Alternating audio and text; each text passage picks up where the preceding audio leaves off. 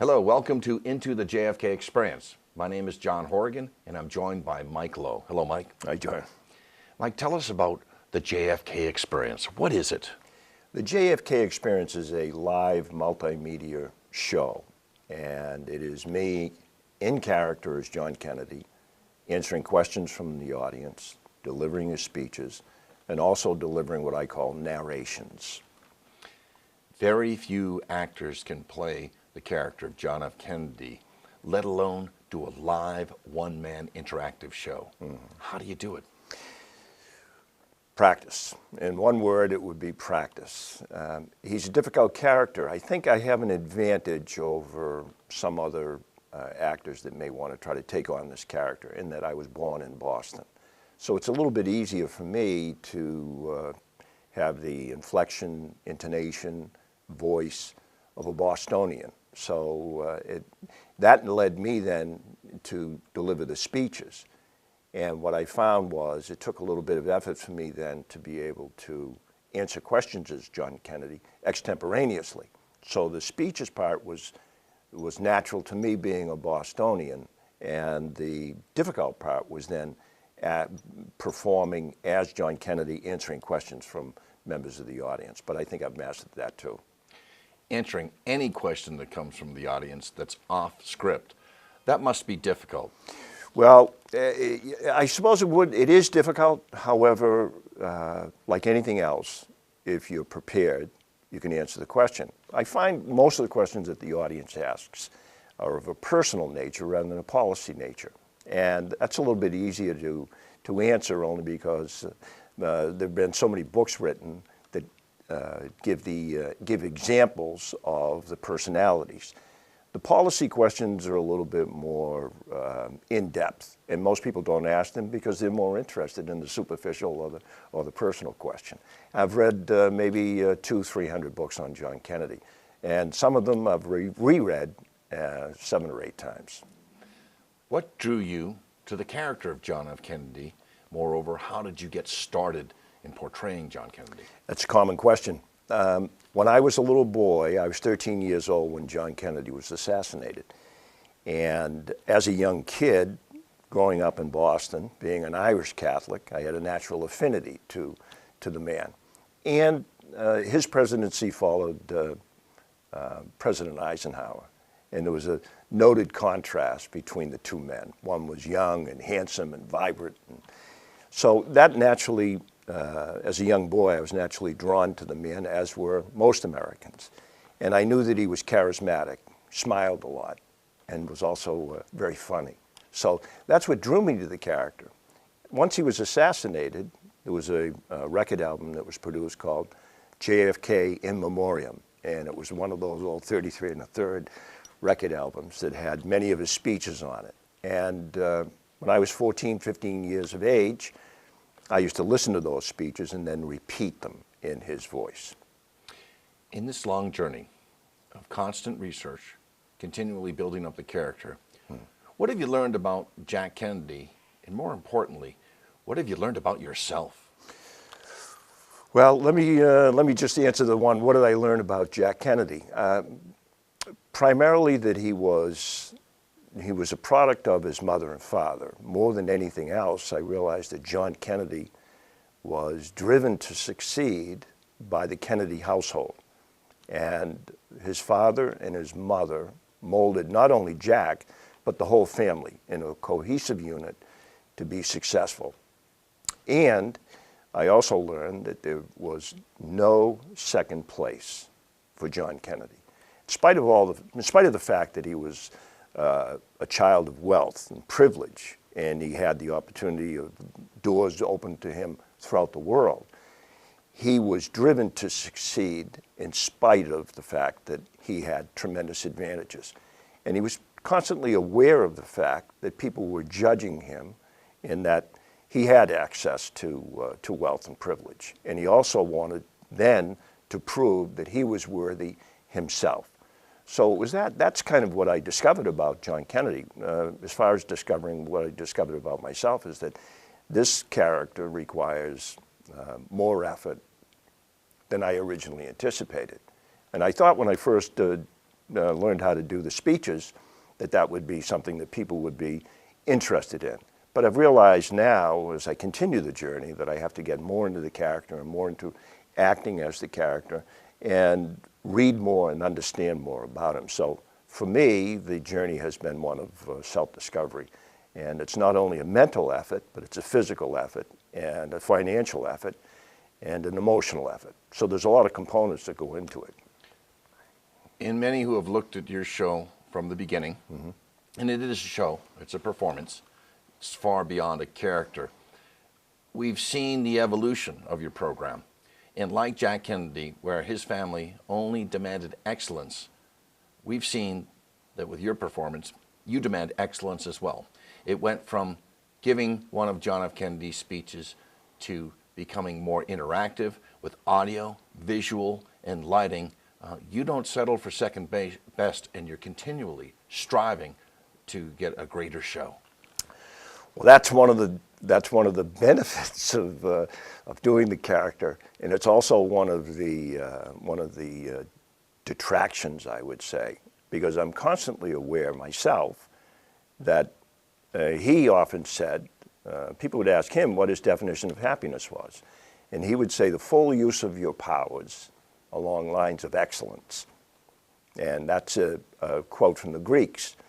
And that was how he pursued and performed in his own life, the full use of his powers along lines of excellence. And when I keep repeating and reciting some of the sayings of John Kennedy, I have to take them on myself. So it's sometimes it's a bit of a burden too, to realize every day you have to use the full use of your powers along lines of excellence. And he demanded that of himself. And he also asked every American to do the same thing. Your program, the JFK Experience, is very, very deep. You're continually innovating it. You can offer a variety of programs. It's not just Mike Lowe imitating John F. Kennedy. Tell me about some of your speeches. Well, I've memorized about 17 or 18 speeches, and some I know from beginning to end, some I know just the highlighted portions. And I deliver the speeches in character and from memory. And one person wrote and put on my website at one point, they said, listening to Mike Lowe's speeches is better than listening to John Kennedy on tape. In other words, hearing the speech live. And there's something about a live performance, too, that draws people to the character and back to a certain period in time. So what I've discovered, though, is delivering the speeches and memorizing the speeches. I've also found out a little bit about John Kennedy's speechwriter, Ted Sorensen, and the fact that John Kennedy and Ted Sorensen work so well together. And when I'm memorizing a speech, I find that Kennedy and Sorensen often refer to historical events or historical characters, or brought in quotes from the Greeks or from Western civilization, and quoted Descartes or John Burke or Plato or Aristotle. And with computers, it's very easy now when I'm memorizing a speech and learning a speech, it's really a historical lesson for me. Because when Kennedy talks about the Morrill Act or the Northwest Ordinance in many of his speeches, then I can do some research on that particular area. So for me, it's a journey of discovery. Not only do I sit down and remember the speeches and deliver them verbatim, but it gives me a historical foundation then to answer the questions that I have the audience ask me after the speech. And because of the books that I've read, for instance, the Berlin Wall, let's just take that for an example. John Kennedy went to Berlin in June of 1963.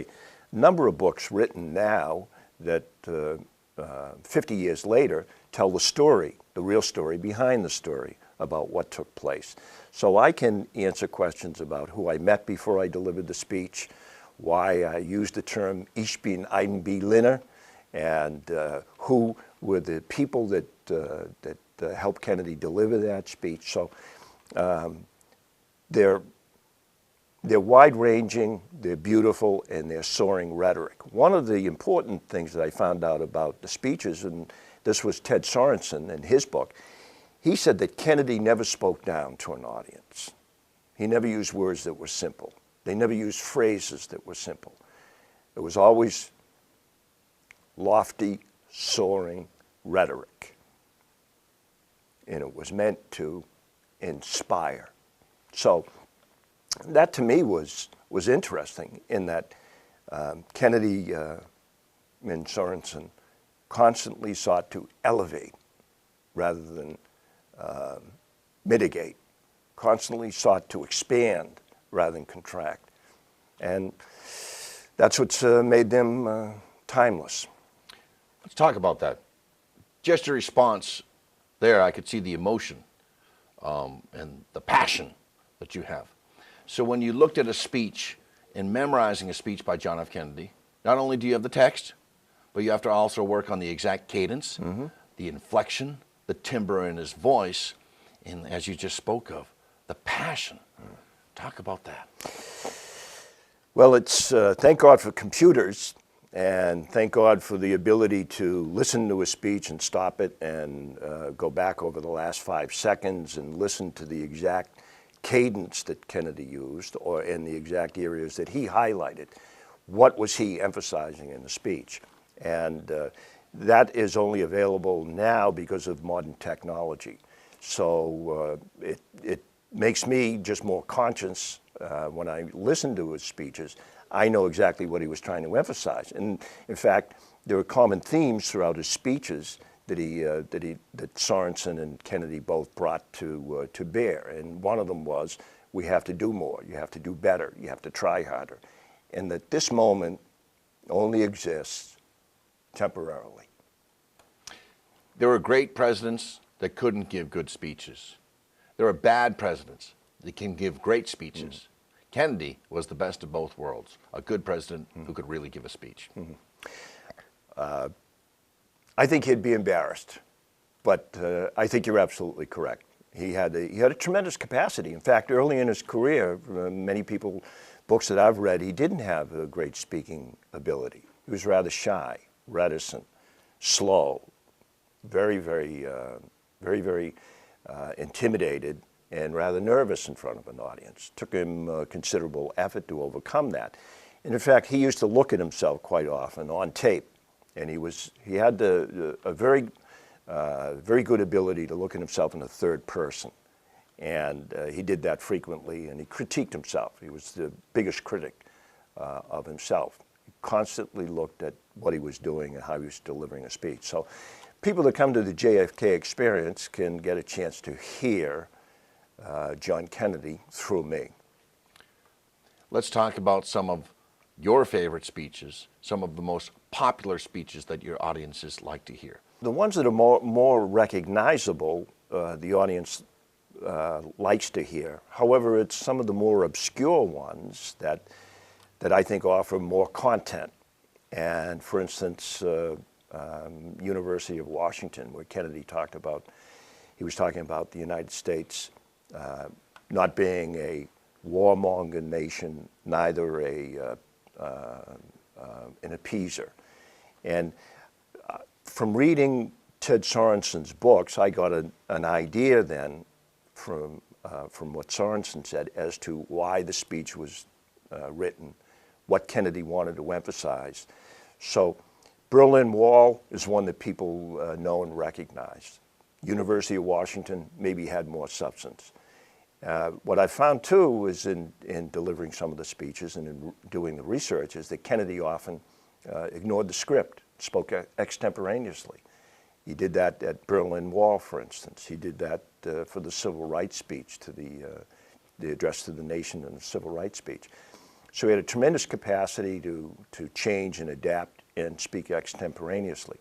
I like them all. One I particularly like more than any other one is the American University Strategy of Peace speech, where he emphasized that the United States was going to stop testing nuclear weapons. And if the Soviets didn't resume, we wouldn't resume. Very brave. What a complex period of time during his administration. You had the civil rights movement. You had the space race. You had on the cusp, on the precipice of nuclear war. These were very trying times, the early 1960s, and there was no better man to be at the wheel than John F. Kennedy. Well, I think the combination of a young president, and he was 43 when he was first elected, 42 when he announced that he was going to run for president, extremely young man. I think that combination with an extremely old man in the Soviet Union, Nikita Khrushchev, that made for a very volatile mix. And Khrushchev met Kennedy shortly after John Kennedy was sworn into office in June of 1961. And he wasn't very impressed with him. And he thought, and this is through historical writings now that have come to light 50 years later, he thought he could bully Kennedy. In fact, Kennedy, when he met Khrushchev, felt as if he was intimidated by the man. And Kennedy went into the meeting without any real preconceived notions ahead of time as to what he wanted to accomplish. And Khrushchev sensed that and got into a verbal fighting match with John Kennedy. And the meeting ended badly with Khrushchev saying that we would be going to a nuclear war by the end of the year. So I think the combination of a young son of a wealthy industrialist in the United States, who Khrushchev didn't respect, and the fact that Khrushchev was an old, hardline communist who had to play to his Politburo and he had to play to the Soviet Union. I think that mixture created much of the tension of the early 60s. And of course, add in the civil rights movement, and it was a very volatile time. People had a lot of expectations about John Kennedy after the slumber of the 1950s with General Eisenhower. So in comes a young and vibrant, active man.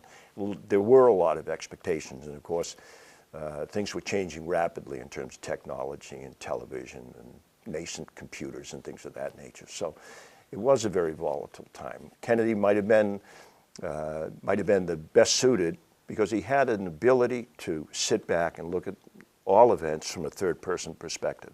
Very unique, very dispassionate. That's the word that's used to describe him more than anything else. A very frightening period in the history of the United States, global history for that matter, was the Cuban Missile Crisis.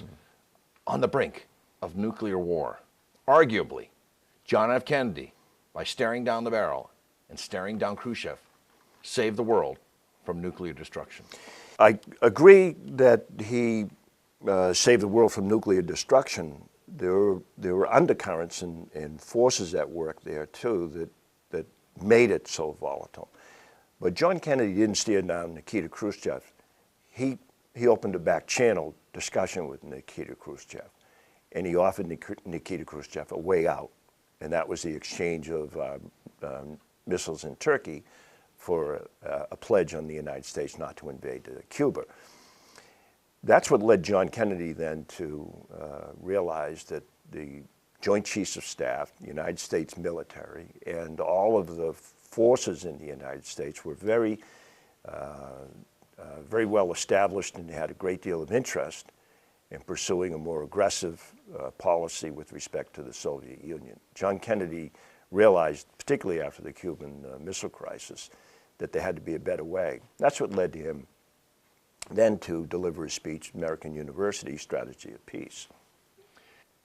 With the JFK Experience, invariably comes the RFK Experience. Talk about Jack's relationship with his brother Bobby.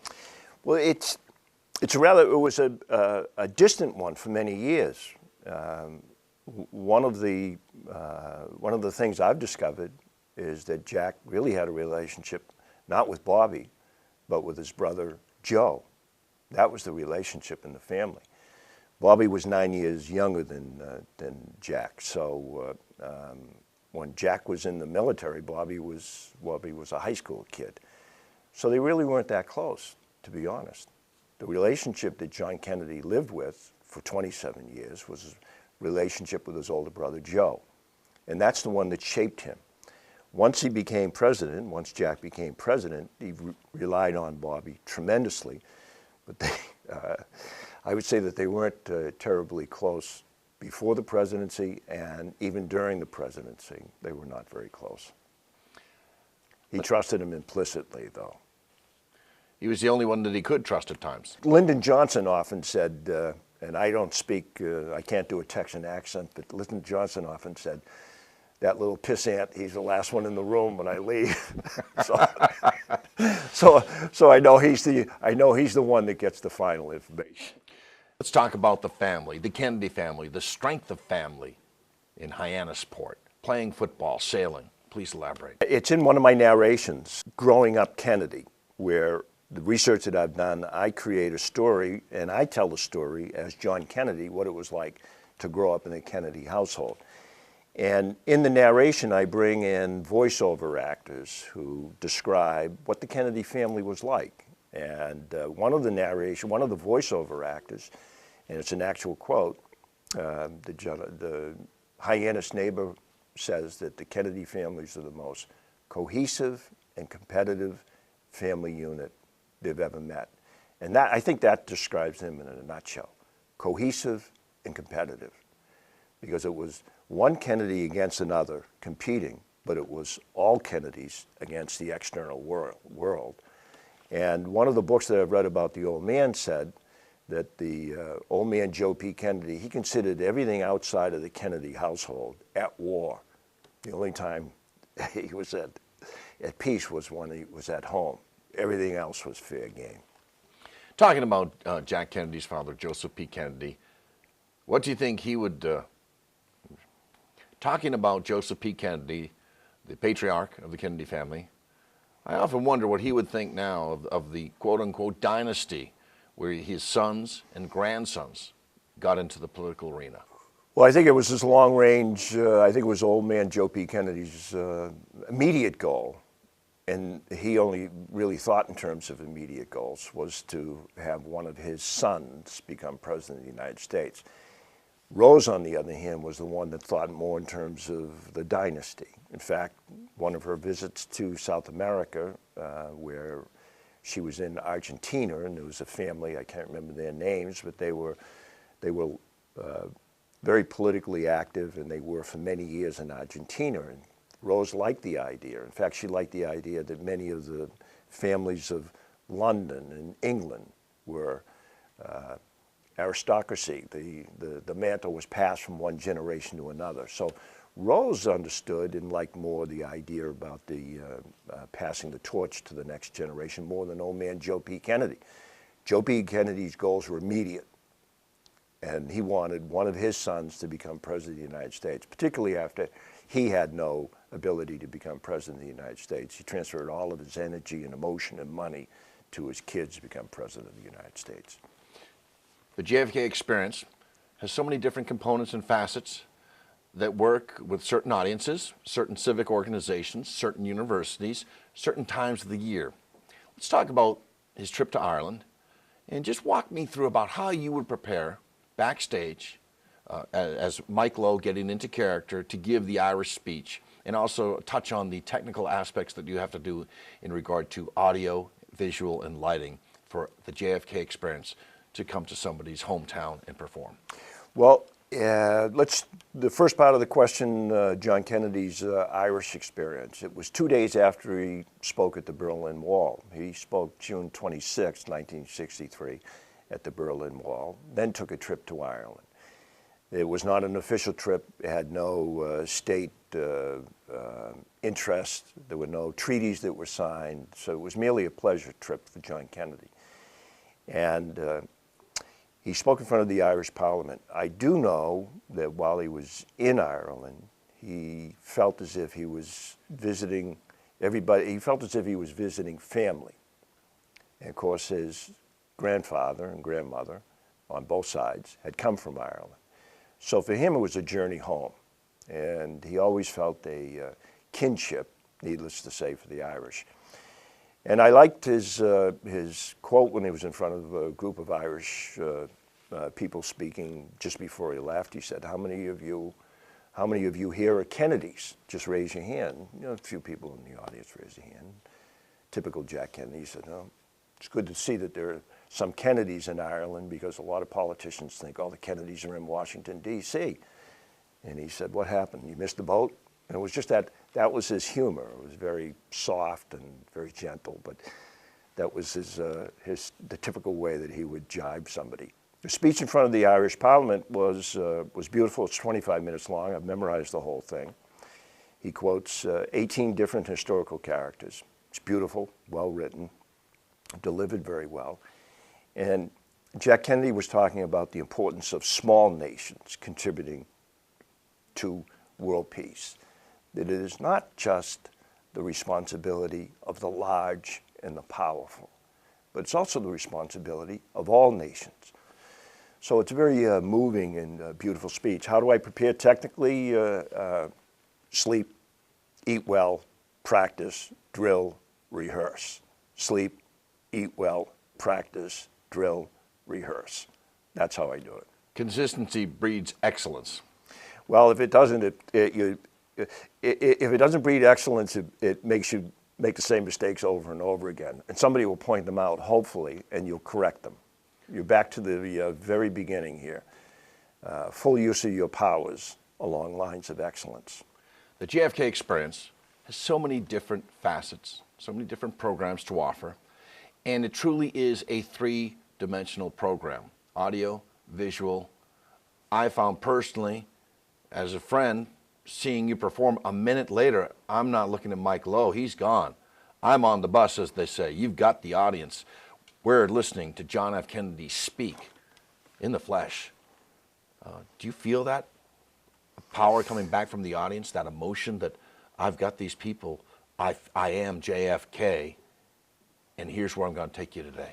Well, I don't know if I necessarily feel that, but I can sense that the audience goes to a place, and they go to an idea in their own mind.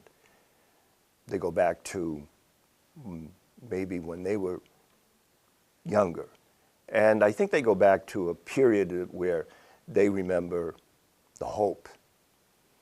So rather than me, many times I'm just more aware of my posture and my breathing and the words rather than contemplating what the audience is thinking. But I can tell people, particularly paying attention. They certainly pay attention. It's a testimony to your ability to portray John F. Kennedy, and it's also a testimony to the charisma that John F. Kennedy gave out to the audience. That if you portray Jack, people will gravitate towards him. Well, they gravitate more to Jack. I don't know that they're necessarily gravitating to me. I think there's a bit of transference that takes place when an actor gets up and makes a declaration that they're going to play a certain role or character. And then if they have any ability at all, they get into the character. The audience gives them great latitude and allows them a great deal of poetic license. And after a while, I think the audience begins, and they want to believe that the character is on stage. And if you can bring from your core the essence of that character, then the rest is pretty easy. When people attend the JFK Experience, it brings them back to a time, if they were alive, of hope and prosperity in America. It brings them joy, and you see that.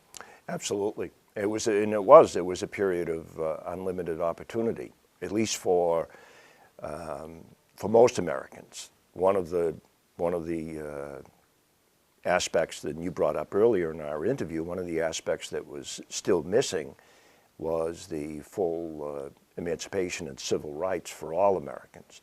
And that's something that John Kennedy addressed later in his administration in 1963.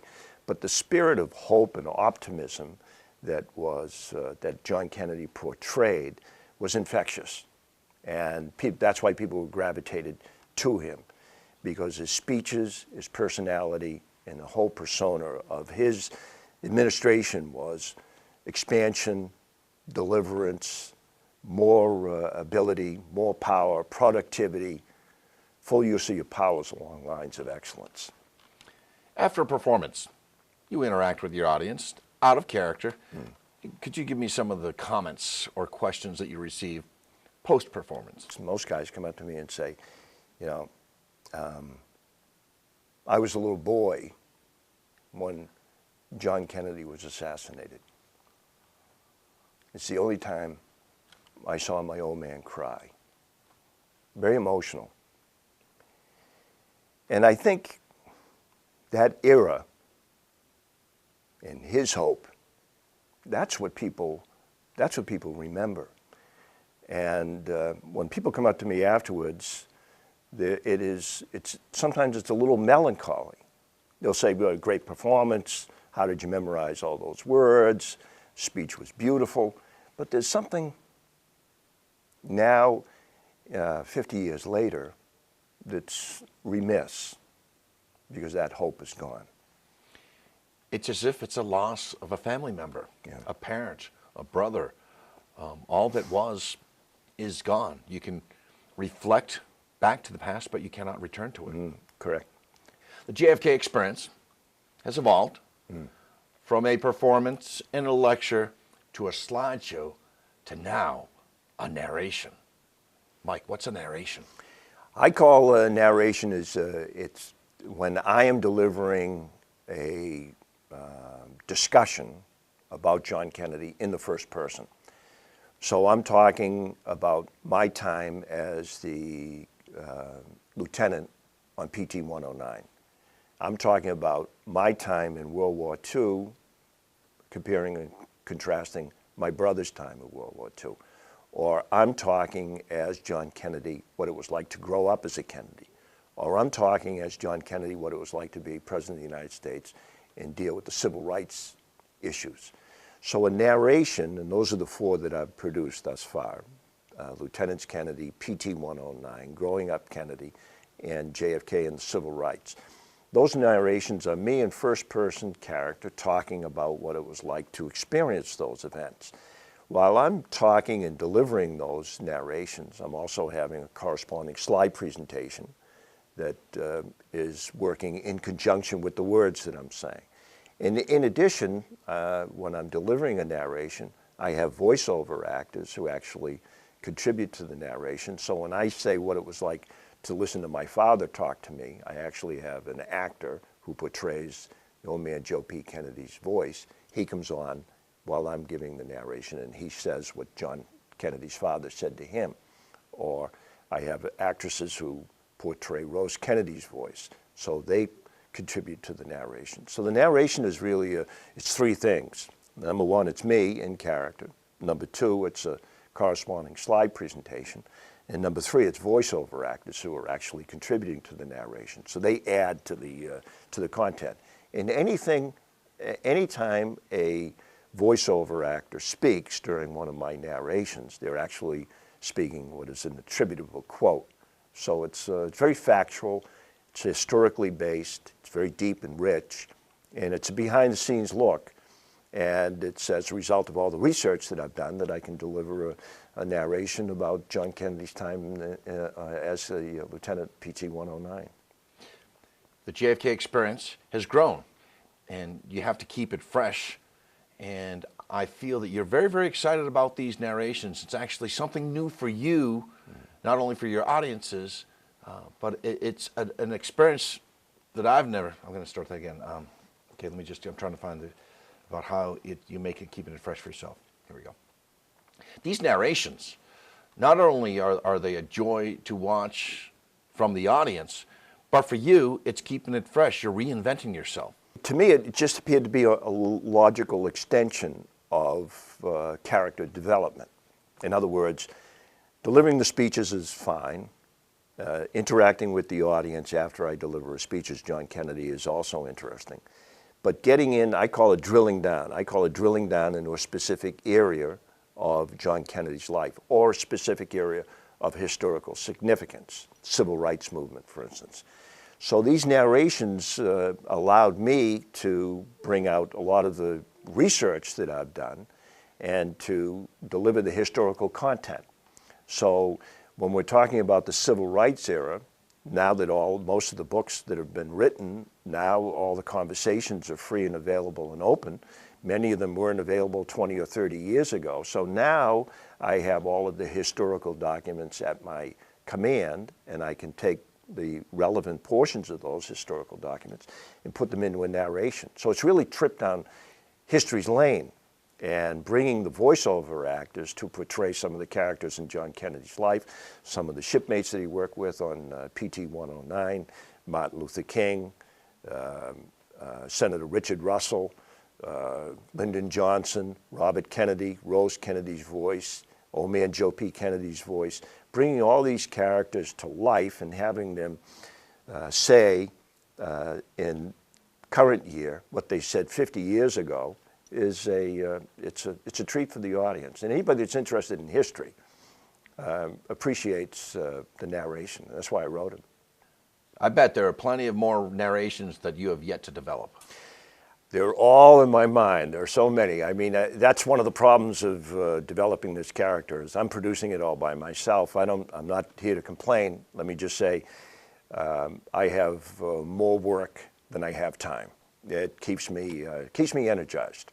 Conceivably, the JFK Experience could perform before a civic organization, a historical society, a university, every year for 10 years, and they'd never hear the same thing. Absolutely. That's part of the beauty. That's part of the beauty of history.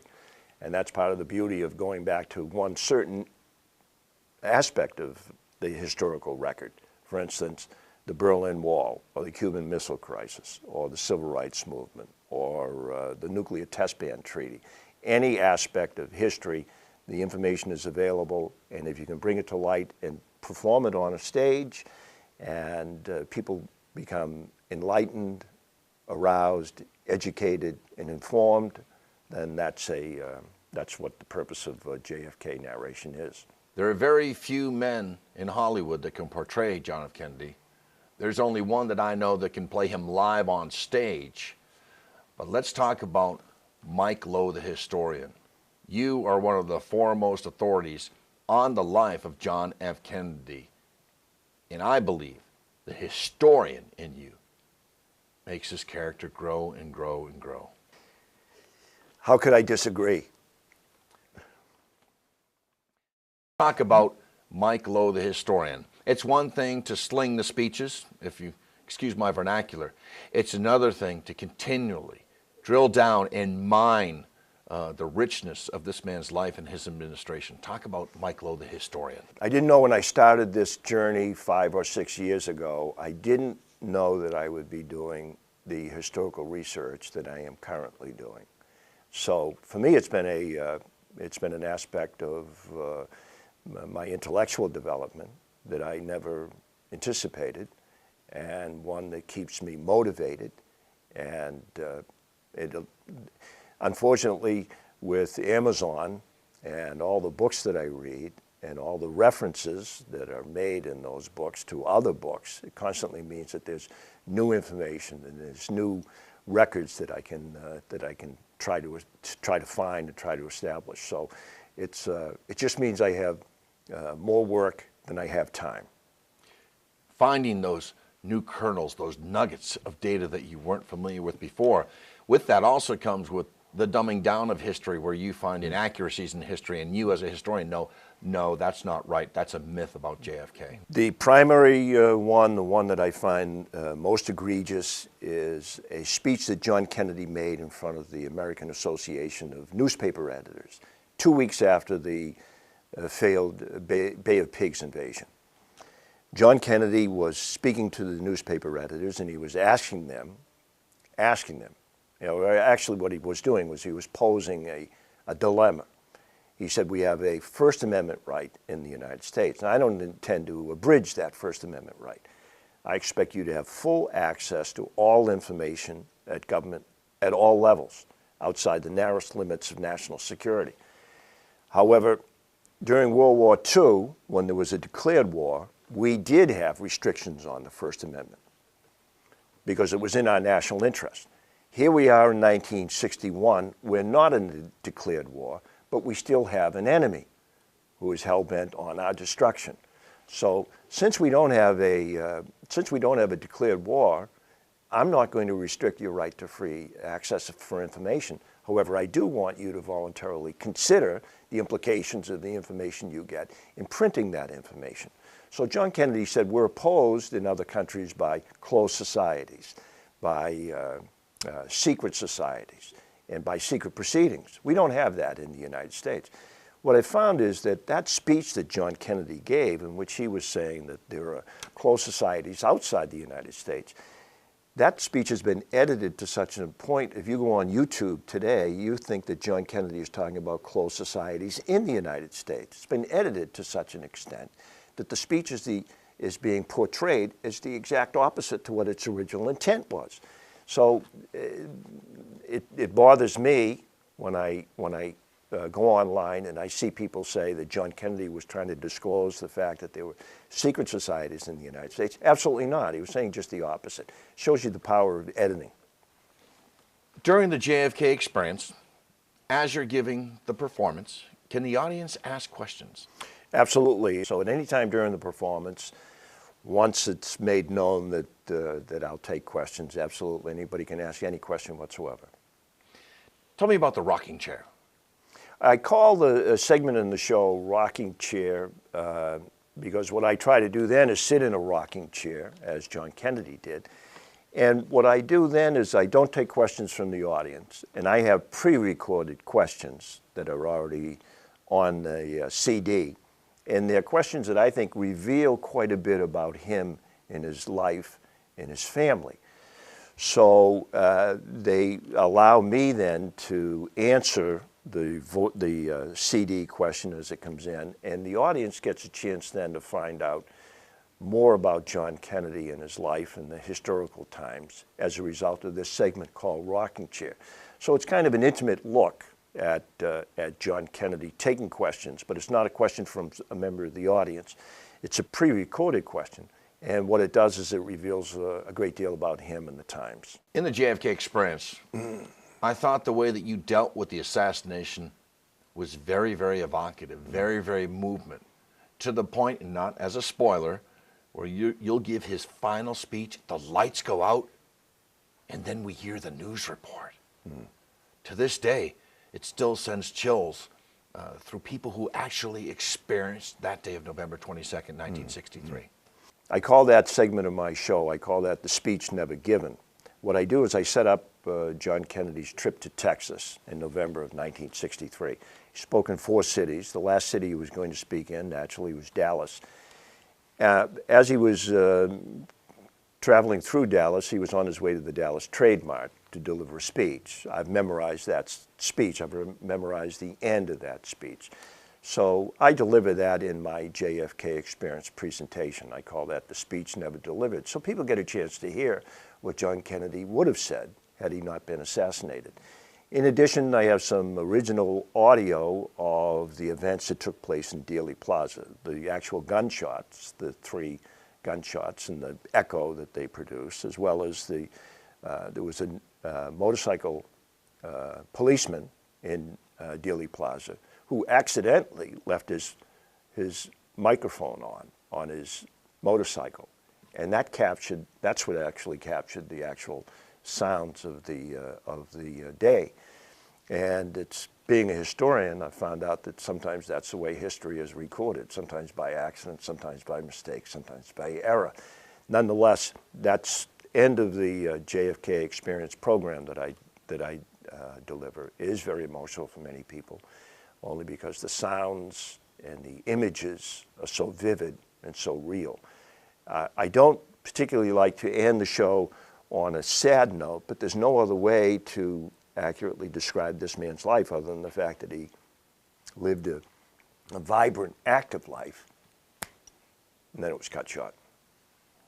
Mike, have you ever visited Dealey Plaza and the grassy knoll? And tell me how you experienced it as Mike Lowe. I went down to Texas, down to Dallas about 5 years ago now, and it was right around November. And I visited the Dealey Plaza, and it was very emotional. And I don't think it was just emotional for me, it was emotional for many people that were there. And I visited the Texas School Book Depository, and believe it or not, there's something very macabre called the John Kennedy Assassination Tour, where somebody takes you around to Oswald's house, the place where Officer Tippit was murdered, the movie theater where Oswald was apprehended, and takes you into Dealey Plaza itself, and you get to see the exact angles and all of the machinations that went on that day in Dallas. There's nothing, I would say there's nothing uplifting about the experience. It's very morose.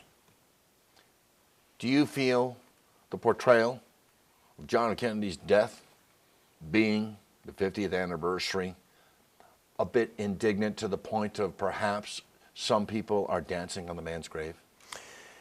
Well, no, I don't think so, John, because if in order to portray history, it's the good, bad, and the indifferent.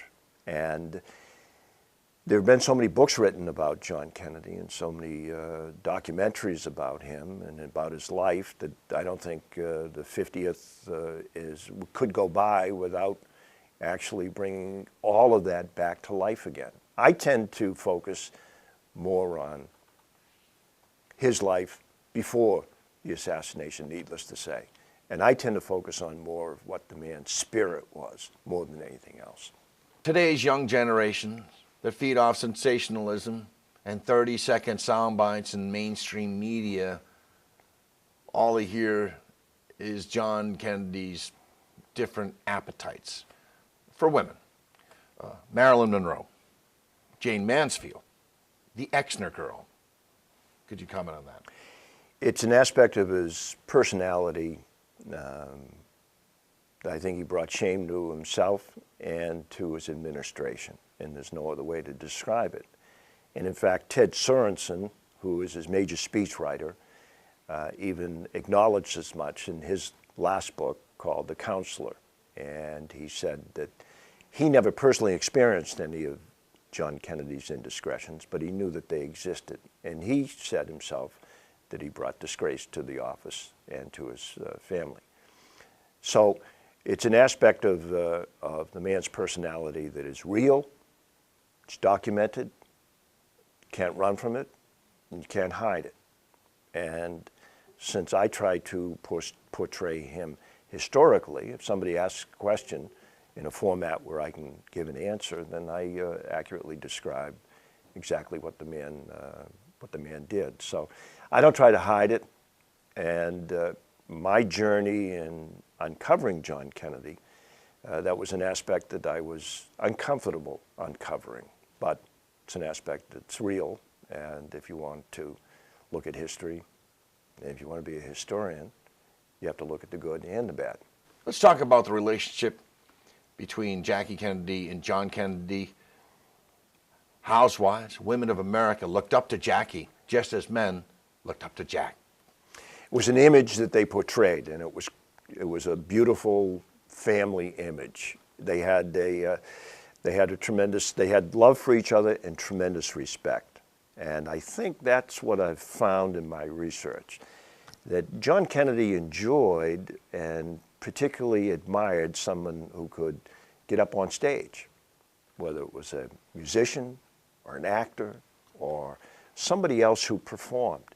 He understood the beauty and the magnificence of a performance and the preparation that it takes in order to get up and portray and to do and to perform and to do something. And he saw that in his wife. He saw that in Jacqueline, that she knew that she was portraying a role as First Lady and as the husband of John Kennedy. So it was something that he mutually admired in her, and naturally she admired that in President Kennedy. In addition, she was a very talented girl in terms of knew 4 languages, was an art historian, was a tremendous horseback rider. She was tough as nails, and she had a tremendous resolve. So there was a mutual admiration between the two of them. She was a trendsetter in terms of fashion, in terms of the archetype of the American family with little children running around the Oval Office. It was a good time in the United States history.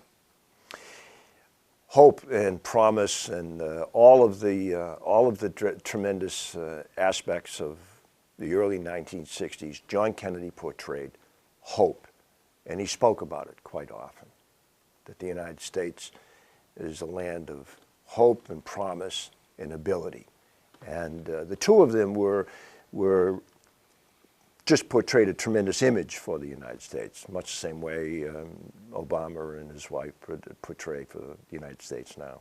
On November 22nd, 1963, when Walter Cronkite came onto the television, took off his glasses and looked up at the clock, at that point when he told America, moreover the world, that John F. Kennedy was gone, it was the end of an age of innocence and the beginning of social upheaval, arguably a cultural revolution. The United States changed that day. I think that's one of the watershed moments in American history, was that assassination. No two ways about it. And people recognize that the United States changed after that. And I wouldn't say it was necessarily a bad change. In order for it to take place, in order for that change to take place too after the assassination, there had to be unmet needs, and there were unmet needs. So the slumber of the 1950s, the hope and promise of John Kennedy, the assassination meant that they then could take root, and they did. I do think when Walter Cronkite, and you actually described a moment that many people know, when he took his glasses off and made that declaration, that was a period in American history where you would recognize time before that took place, and you recognize time after that took place. Today, politicians are looked on with a negative connotation. There's a lack of trust there. There's a lack of belief in what they say. In an era when John F. Kennedy was president, he did what he said he was going to do. Arguably, he's the last American political hero. Do you agree? No.